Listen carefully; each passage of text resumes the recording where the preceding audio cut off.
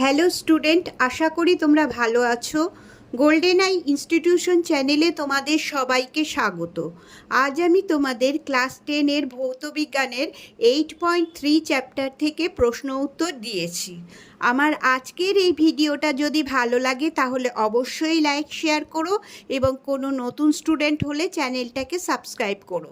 তাহলে চলো পড়ানোতে যাওয়া যাক। ক্লাস 10-এর ভৌতবিজ্ঞানের 8.3 চ্যাপ্টার তড়িৎ প্রবাহ ও রাসায়নিক বিক্রিয়া থেকে প্রথম প্রশ্ন, নিচের কোনটির মধ্যে সহজেই তড়িৎ প্রবাহিত হয়? চারটে অপশনের মধ্যে এটা হবে তামা, বাকি তিনটে তড়িতের কুপরিবাহী। 2 নম্বর, নিচের কোনটি তড়িৎ পরিবহন করতে পারে না? এখানে দেখো এগুলো সব দ্রবণগুলোর নাম আছে। এটার মধ্যে হচ্ছে চিনির জলীয় দ্রবণ তড়িৎ পরিবহন করতে পারে না। 3 নম্বর, একটি তড়িৎ বিশ্লেষ্য পদার্থ হলো, এই চারটের মধ্যে হবে সোডিয়াম হাইড্রোক্সাইড। 4 নম্বর প্রশ্ন, নিচের কোনটি তীব্র তড়িৎ বিশ্লেষ্য? এটা খেয়াল করবে, তীব্র তড়িৎ বিশ্লেষ্য, এটার উত্তর হবে সোডিয়াম ক্লোরাইড। 5 নম্বর, গলিত বা জলে দ্রবীভূত তড়িৎ বিশ্লেষ্য পদার্থের মধ্যে তড়িৎ পরিবহন করে কারা? তড়িৎ পরিবহন করে ক্যাটায়ন এবং অ্যানায়ন, দুজনেই করে, দুটোই করে, ঠিক আছে, দুটোই করে। এবার 6 নম্বর প্রশ্ন, তড়িৎ বিশ্লেষণের পাত্র হলো ভোল্টমিটার। ভোল্টমিটার হচ্ছে তড়িৎ বিশ্লেষণের পাত্র। 7 নম্বর, তড়িৎ বিশ্লেষণে তড়িৎ শক্তি কোন শক্তিতে রূপান্তরিত হয়? রাসায়নিক শক্তিতে। 8 নম্বর, একটি মৃদু তড়িৎ বিশ্লেষ্য হলো CH3COOH। 9 নম্বর, গলিত সোডিয়াম ক্লোরাইডের তড়িৎ বিশ্লেষণে ক্যাথোডে উৎপন্ন হয় সোডিয়াম। 10 নম্বর, জলের তড়িৎ বিশ্লেষণে একই উষ্ণতা ও চাপে উৎপন্ন হয় 2 আয়তন হাইড্রোজেন ও 1 আয়তন অক্সিজেন, H2O, তাহলে 2 আয়তন হাইড্রোজেন আর 1 আয়তন অক্সিজেন। 11 নম্বর, কপার তড়িৎদ্বারের সাহায্যে কপার সালফেট দ্রবণের তড়িৎ বিশ্লেষণ করলে অ্যানোডে, এটা হবে, এই ডি অপশনটা হবে, কপার Cu2+ আয়ন রূপে দ্রবণে চলে আসে। 12 নম্বর প্রশ্ন, লোহার দ্রব্যে নিকেলের প্রলেপ দিতে অ্যানোড রূপে ব্যবহার করা হয়? চারটে অপশনের মধ্যে উত্তর হবে এই এ অপশনটা, নিকেল দণ্ড।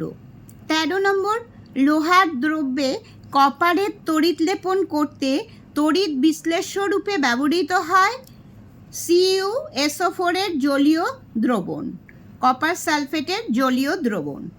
14 নম্বর, জলের তড়িৎ বিশ্লেষণে তড়িৎদ্বার হিসাবে ব্যবহৃত হয় প্ল্যাটিনাম পাত, এটা মনে রাখবে। 15 নম্বর, নিচের কোনটি তড়িৎ পরিবহনে সক্ষম? এটা হচ্ছে গলিত NaCl। 16 নম্বর, নিচের কোনটি তড়িৎ বিশ্লেষ্য পদার্থ নয়? নয় বলেছে পদার্থ, এটা হবে ইউরিয়া। 17 নম্বর, নিচের কোনটি মৃদু তড়িৎ বিশ্লেষ্য পদার্থ? এটা হবে অ্যাসিটিক অ্যাসিড। 18 নম্বর, নিচের কোনটি ক্যাটায়ন?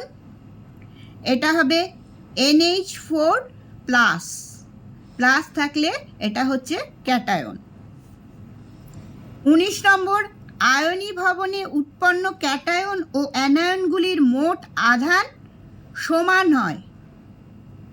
20 নম্বর, CaCl2 জলীয় দ্রবণে উৎপন্ন Cl- আয়নের সংখ্যা 2টি, এই এখানে Cl2 আছে 2টি।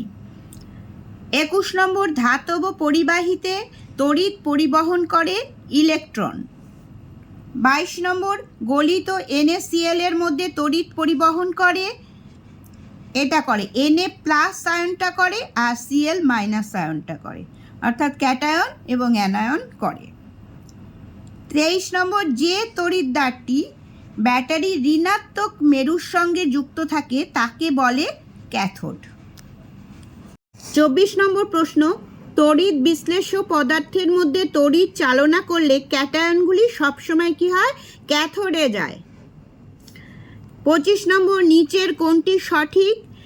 দেখো, CuSO4 এটাকে বিশ্লেষণ করলে Cu2 plus plus SO4 2 minus. 26 নম্বর, নিচের কোন অধাতুটি তড়িৎ পরিবহনে সক্ষম? অধাতু হলো এটা তড়িৎ পরিবহনে সক্ষম, সেটা হচ্ছে গ্রাফাইট। এটা প্রচণ্ডভাবে পরীক্ষায় আসে, খুব পরীক্ষায় আসে, এটা খুব মনে রাখবে। 27 নম্বর, গলিত NaCl এর তড়িৎ বিশ্লেষণ করলে ক্যাথোডে উৎপন্ন হয় Na। 28 নম্বর, জলের তড়িৎ বিশ্লেষণের সময় জলে সামান্য পরিমাণে কি যোগ করা হয়? সামান্য পরিমাণে H2SO4 যোগ করা হয়। বিশুদ্ধ জলকে তড়িৎ বিশ্লেষণ করা যায় না, তাই সামান্য কি যুক্ত করা হয়? H2SO4। 30 নম্বর, তড়িৎ বিশ্লেষণের সময় ক্যাথোড, এই বি অপশনটা হবে, ক্যাটায়নকে ইলেকট্রন প্রদান করে। 30 নম্বর, জলের তড়িৎ বিশ্লেষণে ক্যাথোডে কোন বিক্রিয়াটি ঘটে? এটা এই বিক্রিয়াটি ঘটে, H প্লাস, এটা একটা ইলেকট্রন গ্রহণ করে H হয়।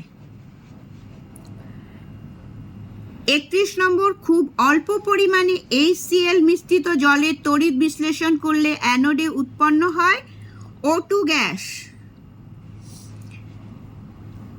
32 নম্বর, কপার তড়িৎদ্বারের সাহায্যে কপার সালফেট দ্রবণে তড়িৎ বিশ্লেষণ করলে অ্যানোড ক্ষয়প্রাপ্ত হয়। এটা মনে রাখবে, অ্যানোড ক্ষয়প্রাপ্ত হয়। 33 নম্বর, তড়িৎ বিশ্লেষণ পদ্ধতিতে লোহার উপর তামার প্রলেপ দিতে অ্যানোড রূপে ব্যবহৃত হয় কপার দণ্ড। 34 নম্বর প্রশ্ন, রূপার গহনাতে সোনার তড়িৎ লেপন করতে তড়িৎ বিশ্লেষ্য হিসাবে ব্যবহৃত হয়, এসি অপশনটা হবে পটাশিয়াম অরোসায়ানাইডের জলীয় দ্রবণ। এই জলীয় দ্রবণ কথাটা কিন্তু বলতে হবে, পটাশিয়াম অরোসায়ানাইডের জলীয় দ্রবণ।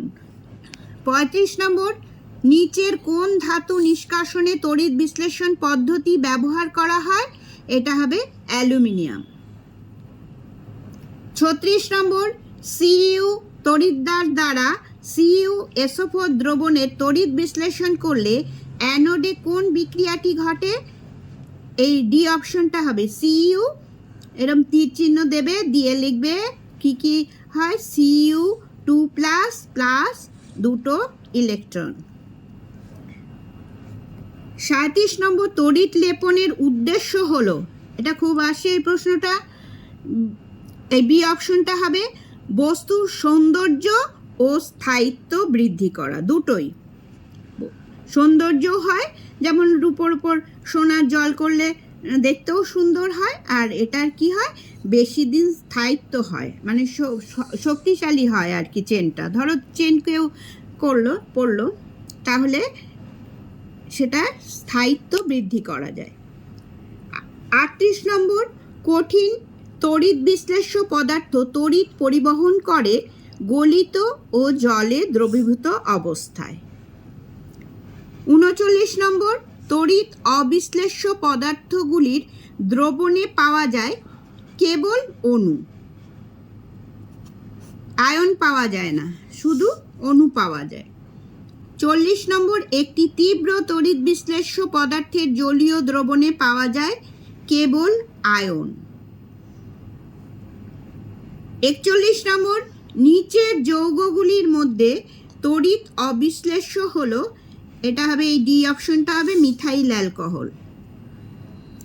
42 নম্বর, তড়িৎ বিশ্লেষ্য পদার্থের জলীয় দ্রবণকে উত্তপ্ত করলে আয়নগুলির গতিবেগ বৃদ্ধি পায়। 43 নম্বর প্রশ্ন, কঠিন অবস্থায় কোনটি তড়িৎ পরিবহন করে না বলেছে, তাহলে এটা হবে সোডিয়াম ক্লোরাইড। 44 নম্বর, নিচের কোনটি মৃদু তড়িৎ বিশ্লেষ্য? এটা হবে এই ডি অপশনটা, NH4OH। 45 নম্বর, নিচের কোন ক্যাটায়নটি জলীয় দ্রবণে মুক্ত অবস্থায় থাকে না? এটা হবে H+। 46 নম্বর প্রশ্ন, কোনো বস্তুতে রূপার প্রলেপ দিতে বিশুদ্ধ রূপার পাত ব্যবহৃত হয় অ্যানোড রূপে। 47 নম্বর, তড়িৎ লেপনের সময় অ্যানোড ক্ষয়প্রাপ্ত হয়। 48 নম্বর প্রশ্ন, তড়িৎ বিশ্লেষণের ক্ষেত্রে কোনটি ঘটে? এটা হচ্ছে ক্যাথোডে হয় বিজারণ আর অ্যানোডে হয় জারণ, এটা মনে রাখবে। 49 নম্বর প্রশ্ন, তড়িৎ বিশ্লেষণ পদ্ধতিতে কপার বিশুদ্ধকরণের সময় অ্যানোড রূপে ব্যবহৃত হয় বিশুদ্ধ কপার দণ্ড। 50 নম্বর, কপার বিশুদ্ধকরণের সময় অ্যানোডে যে বিক্রিয়াটি ঘটে সেটা হচ্ছে Cu মাইনাস দুটো ইলেকট্রন, তাহলে এটা টি চিহ্ন দিয়ে Cu2+।